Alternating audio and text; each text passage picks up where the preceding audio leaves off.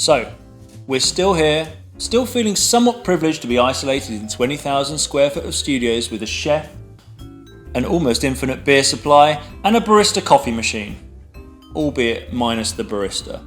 So, how is week 3 of isolation at Sandstorm HQ? Well, really busy, really productive. In the exact words of my colleague Cam, the team are absolutely smashing it. The studios are organised, the post team are all over it. I will say personally, it is a little tiring though. When you're living at work with nowhere else to go, I find it quite hard to stop.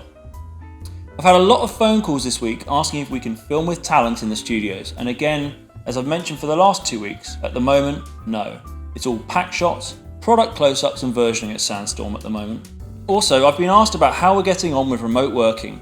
Well, it's almost a month since we put our COVID plan into action and split the team up into groups. Some working from home, others staying at the studio.